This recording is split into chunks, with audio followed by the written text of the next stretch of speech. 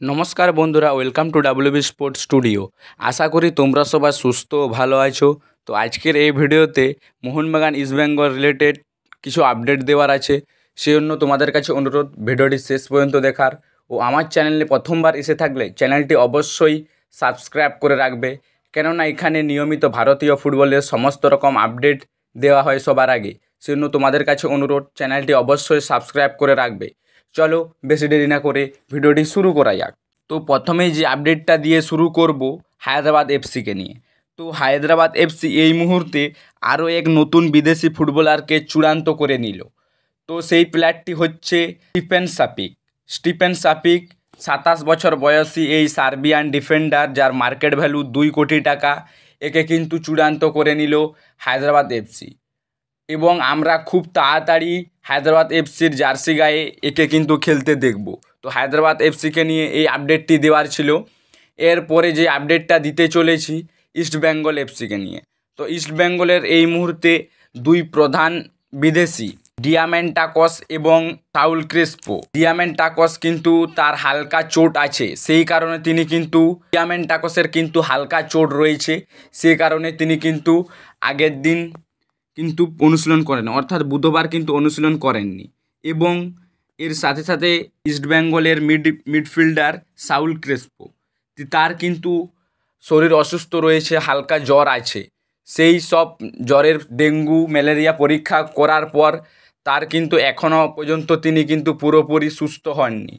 তো আশা করা যাচ্ছে, বা এই মুহূর্তে যেটুকু খবর রয়েছে, যে আজকে যে ম্যাচ রয়েছে ইস্টবেঙ্গলের গোয়ার সাথে, সেই ম্যাচে কিন্তু নাও থাকতে পারে সাউল ক্রেসপো এবং ডিয়ামেন্টাকস।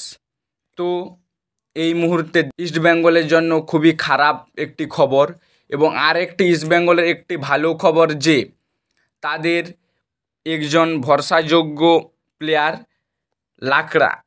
লাকড়া কিন্তু চোট সারিয়ে ফিরছেন এই এফসি গোয়ার ম্যাচে। তো লাকড়ার কিন্তু এফসি গোয়ার ম্যাচে খেলার সম্ভাবনা প্রবল। তো পরবর্তীতে কি হয় দেখা যাক। তো ইস্টবেঙ্গলকে নিয়ে এই আপডেটটাই দেওয়ার ছিল। এবং লাস্ট যে আপডেটটা দিতে চলেছি মোহনবাগানকে নিয়ে। তো মোহনবাগানের যে ম্যাচ রয়েছে এএফসি চ্যাম্পিয়ন লিগ 2 এর যে ম্যাচ রয়েছে 2 তারিখ টাক্টার এফসির বিরুদ্ধে, তো ইরানে যে এই ম্যাচটি খেলতে হবে মোহনবাগানকে।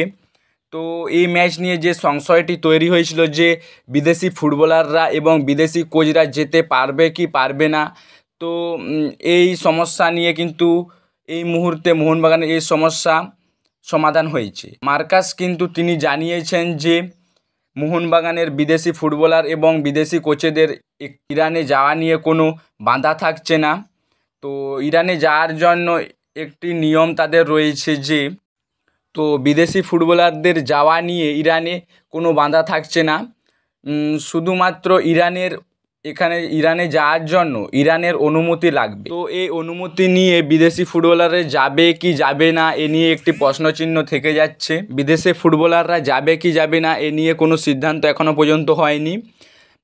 তবে ইরানের যে ভিসা সমস্যা ছিল, সে ভিসা সমস্যা এই মুহূর্তে মোহনবাগানের নেই। তো এরপরে যে অনুমতি নিয়ে বিদেশি ফুটবলাররা কিংবা কোচেরা যাবে কি যাবে না এ নিয়ে একটি প্রশ্নচিহ্ন থাকছে। ইরানের নিয়ম নিয়ে কিন্তু তারা সেখানে যেতে পারবে।